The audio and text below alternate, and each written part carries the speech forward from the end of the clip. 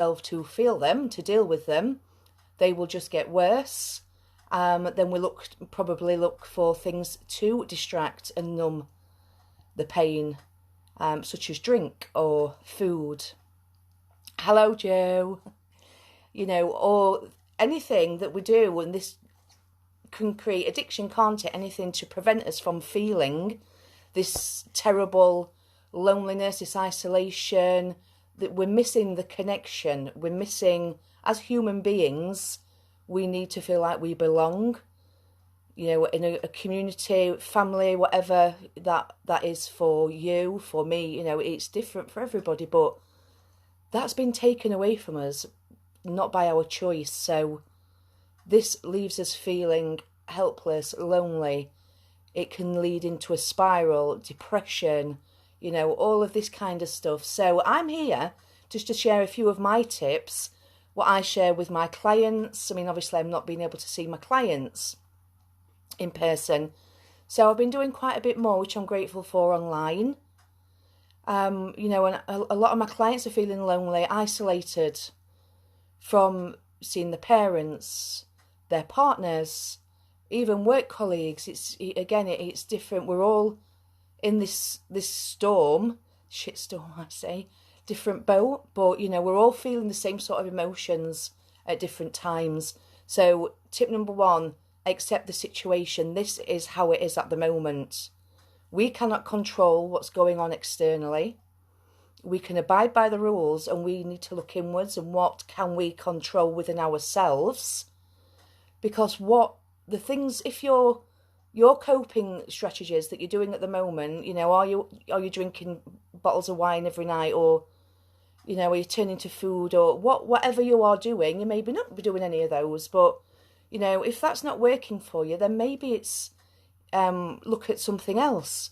Maybe look at, well, what can I control here? I can change the way that I'm feeling by maybe trying different ways. By some of these tips may help you. Accepting the external situation for what it is will give you more power and more control over your internal chaos, if you like. So using and putting into place some of these tools and tips that I am going to talk about will help you to create some calmness and some peace on the inside, rather than getting just blown away by all of this fear. Hiya, Wendy. Hiya, Sarah. So yeah, I'm just saying, so some tips on feeling isolated, in isolation, feeling lonely. We're all going through these waves of emotion at some point, wondering, is it going to be like this forever? I don't know, what's some of your thoughts? What are you struggling with at the moment? Because it's, hiya, Sarah, you all right, darling? I've seen you for ages. Yeah, so, is it the sadness? It's a kind of grief, isn't it? We're sort of like, at times we can be grieving for the life that we used to have. I know I got a little bit emotional the other week, just thinking about times when we went out. I mean, there was so much that I had planned this year, and it's all cancelled, and it's really sad, because it's like, but looking at the bigger picture, I can't control this, so what is the point in me holding on to all of these, what ifs, and, this is not happening, or, everything's been cancelled. We can't control it, so we just need to change the way we're thinking about it. We need to change our mindset, and always bear in mind that this is not going to be like this forever. It's going to pass. We don't know when. We'll see what Boris has got to say tonight, but I'm doubting very much that there's going to be much of a difference. So all we need to do, we've got to just accept the situation as it is. The feelings that we've got coming up, don't distract yourself from them. Feel them. We're humans, we've got feelings. Allow them to come up. The worst thing you can do is push them down and bottle them up, because they will just grow and grow, and you'll just end up, more anxious than when you started. So it's okay not to be okay. It's okay to feel whatever's going on. I do a technique, if you've joined me before, the last few weeks when I've been on, EFT, emotional freedom techniques, tapping. I'm a hypnotherapist. I help people to create positive change in their life using all of these therapies. And it's all to do with your mindset. You know, what you focus on, if you are focused on all the negative and all the bad and all the fear, this is what it's going to create on the inside for you. And that brings anxiety, stress, overwhelm, fear. Now, that is a choice. It may not feel like it at times, but you are choosing how you want to feel. If you're feeling all of these things, what can you do to change it? You know, limit yourself on the news.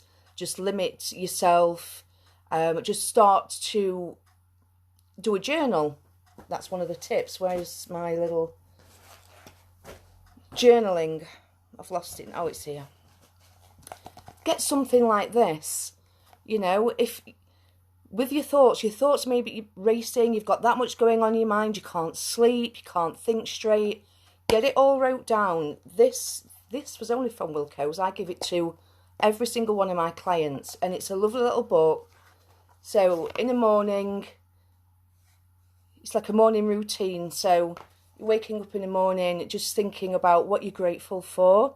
May sound cheesy to some of you, but it's helped me massively when I was going through, 6 years ago when I was going through my transformation, if you like. Just noting, just thinking, rather than thinking of all the stuff, what's going wrong with the world, or the bad stuff that you're feeling, why not focus on the positives? Things to be grateful for. Before you get out of bed in the morning, take some deep breaths, notice how you're feeling, get your little book out, or you don't even have to buy a book, just make some notes. What you're grateful for, how you want to feel on that day, and what would make today a good day. You're taking responsibility, you're taking ownership of how you want your day to go and how you want to feel. Okay, so, and then at night, there's a little bit there for in the night as well. So before you go to bed, reflect on the day, what went well. So again, you're focusing on the positives. Maybe write some letters to the people that you are missing. Happy Mail. This is what I've started doing. I've sold over 100 Happy Mail parcels. Just send those people that you're missing a letter or a little postcard. Just a little something to let them know that you're missing them. And it's that connection. And when we do good for others, it lifts us. Oh, brilliant.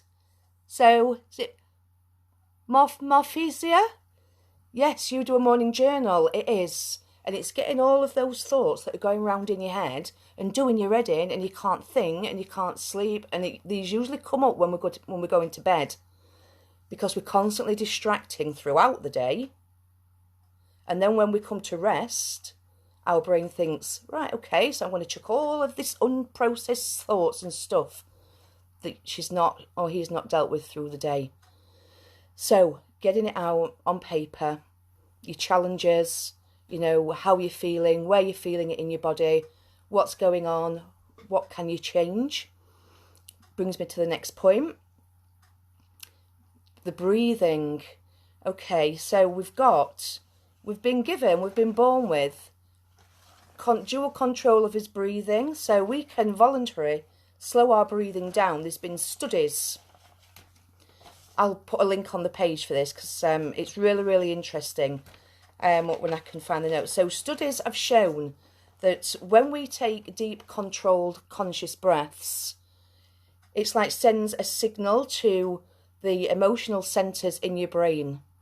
Okay, so obviously there's more oxygen going in, so it's calming your nervous system. So it's helping us to regulate our moods and our emotions. So just starting your day up, again, doing your journal, doing some deep breathing, noticing where your mind is. Is it running away with you into next week, into tomorrow? Are you focusing on worrying about stuff that you can't control?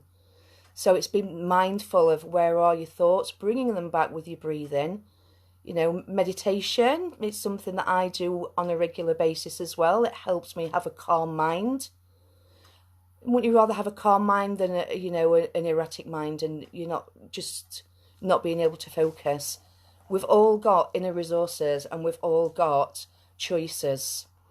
So if you take a couple of minutes to do some deep breathing, in the morning to set your day up, as well as, you know, your journal, or just writing down what you're thinking of, what's concerning you, and just digging a little deeper. Now, I want to show you this point, because we're not going to do any tapping today because we've not got time, because Boris is coming on at 7. So we've got a point here. This is in acupuncture, where your collarbone is, your bony bits there. Hello, my Jess, you okay, darling? So, collarbone there, and an inch down. If you want to all just try it, it indents a little bit. Sarah, you've been tapping. You're amazing. See, tapping is just amazing. And if you want to try it, I've got loads of tapping videos anyway. Back to this. So, collarbone down about an inch, and you'll see it feel an indented bit. This is called your K27 point, and it's the end point for the liver. Kidneys, sorry. So just press in there, just put some pressure in there, and it's probably sore. When we get a build-up of stress, it gets sore. So what you need to do is massage this, just round and round. Yes, it's my favourite point as well. It's calming, it releases stress, anxiety. If you're coughing, if you're having a coughing fit, if you've got asthma, you know, again, I will send you the information on this. Rub in there. It may feel a little sore. It is called the sore spot as well, but it's your K27, and it goes down to your kidneys. Now, it's associated with fear and anxiety. So, which again are normal human emotions. But if we are not dealing with the fear and the anxiety, and we're keeping it pushed down, not dealing with it, and we're just pushing it to the back of his mind, it's going to affect his kidneys, with kidney diseases. You know, all sorts can, the kidney, it's a massive organ, isn't it? We need it for all sorts of things. So this is associated with it. So rubbing this 3 or 4 times a day for 5 minutes, and you will feel the soreness will ease, and it will be releasing all the toxins, and it's going to help your kidneys as well to work properly. Your immune system needs your kidneys to be fully functional as well. So that is the best point there. You can tap on it, you can rub it, whatever you want to do. But so you're breathing, okay? Breathing, tapping, which I'm not going to go through it today, but you can contact me if you want to know more on that. But if anything, it's that point there which is going to help you. Journaling, give yourself time. Get your thoughts down out your head. And if you're okay, you don't need to journal, that's fine, you know, but it's helped me massively. Gratitudes, what am I grateful for? If you can find things to be grateful for, which there always is, in this time, in this what we're going through at the minute, you know, then they always say interrupt anxiety with gratitude, bringing yourself back to what am I grateful for right now, instead of focusing on all the crap that's going on. Slowing down, we feel like we should be busy all the time. It's okay to slow down. Nobody's expecting you to, you know, I mean, there's all these things you're hearing about, oh, take this time to learn a new language, and, you know, all of this, and go and learn how to stand on your head and do cartwheels and backflips. And, you know, this is not a time for doing that if you don't want to. It's okay if you're just coping. If you're just getting through the day, slow down without the guilt. A lot of us have been conditioned or brought up with, you know, we've got to be busy, we've got to be doing things all the time, because if not, you're lazy, or, you know, all of this. It goes back to the parenting, their parenting, but, you know, that's on quite a deeper level. But it is okay to slow down and do nothing. Do not be overproductive and burn yourself out, because you're going to be no good to anybody then, and that's just going to create more stress and anxiety. Okay, so nothing is permanent. Your feelings aren't permanent. The more you can do to sit with however you're feeling. Yeah, I feel anxious. You know what? And that's okay. I'm going to allow myself to feel anxious. I'm not going to try and avoid it. This is where the problems kick in. Okay, so just be with it. Just cry if you feel sad. God, I don't know how many times I cried last week, but then I put some music on and had a good dance, and I felt great again. So feel it. You know, if you feel lonely, reach out to the people, FaceTime them, ring them. I don't know, go through old photos, like I've said, write them a letter, and just remind yourself this is not permanent. It will pass. We don't know how long, but we're all, you know, we're all in it together, aren't we? So it will pass. You will see them again. So just keep this in mind and just notice when your thoughts are running away with you, what stories are you telling yourself? So we need that healthy mind. We need time to relax. Self-care is imperative. If we're not looking after our own mind, then what good is it? You know I do repeat this, but it's so true. We clean his teeth 2-3 times a day. We look after his teeth, because if we don't, we lose his teeth. We don't want that, do we?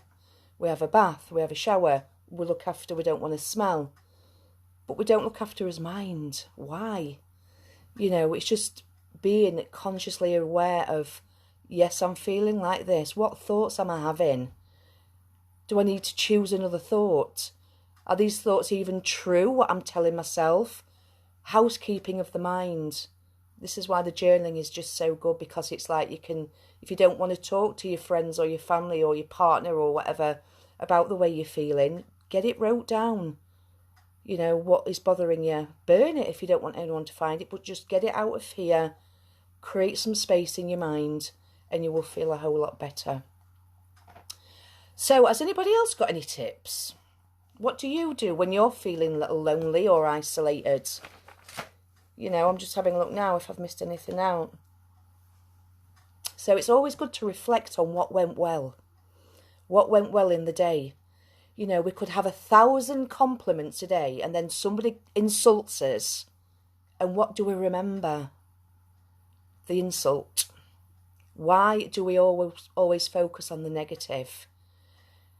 You know, we don't have to, we choose to. So maybe this is about you, me, all of us taking responsibility for ourselves to just be more aware, more self-aware of what are we thinking, you know, what are we focusing on, what can I change? Being responsible for his own well-being. Self-care is not selfish, we need it. We need to look after ourselves, mind, body. Yes, so we've got Joe who's here offering these amazing classes that he's doing most days. So he's there for the physical side of it. And if you do want any more info on what I've discussed, I've got links that I will share to do with what I've talked about the breathing. You know, you cannot say you've not got time to breathe, because we breathe every day, all day. So taking some conscious breaths, maybe starting with breathing in through your nose for 4 seconds, and then just having a slight pause before you breathe out through your mouth. So aiming, there's a good, this Headspace is a good app for breathing, and if you want to start with meditation, they're really good. But yeah, I mean, you can get loads on YouTube. So it's just like breathing in for 4, and then you're aiming when you're breathing out to be a little longer than when you breathe in. So, you know, and just be conscious of where you're holding any tension and letting that go, and bringing your attention when it starts to wander, because it will. You just being aware of that, but not judging yourself for having these thoughts and letting your mind wander, because this is a practice, and the more that you do this, the more it will become second nature. So you just bring yourself back to your breathing, and then breathing in again. So starting at 4, breathing out for 4, building it up to 6, whatever you feel comfortable with. Whatever works for you, but you will find that the more you do this, your brain will associate the breathing with relaxation and automatically kick in when you start to feel nervous or anxious or stressed, because you've done it, your subconscious, you're learning, creating this new programming in your mind, and then the breathing, the deeper breathing will kick in automatically. You know, when it's like when we're learning to drive a car, we have to think about the gears, we're putting it in first, second, and all these mirror signal manoeuvre and all of this. But after a while, you don't think, you just subconscious takes over because it's got the driving program in the back of your mind, so you don't have to think about it. You can get from A to B sometimes and not even think, well, how did I get here? I can't even remember. Because you've created a driving program, creating a deep breathing program. And then after a while, you don't need to consciously think about it because it's there. And it's there to protect you. So when you're feeling anxious, stressed, overwhelmed, and all of these horrible feelings, the breathing will kick in. That's what happened with me. And it's just practice. So be kind, be compassionate with yourself. You know, don't be beating yourself up because you feel that you shouldn't be feeling like this. Be kind with yourself. Treat yourself as you would treat your family, your friends. Just, you know, start to be more aware of what you are actually saying to yourself, how you are talking to yourself, and make a pact to change it, to start, even if you don't believe it about yourself, just start to be a little bit kinder, you know, or imagine yourself as a little you, and those things that you're saying to yourself now, would you say it to a younger you?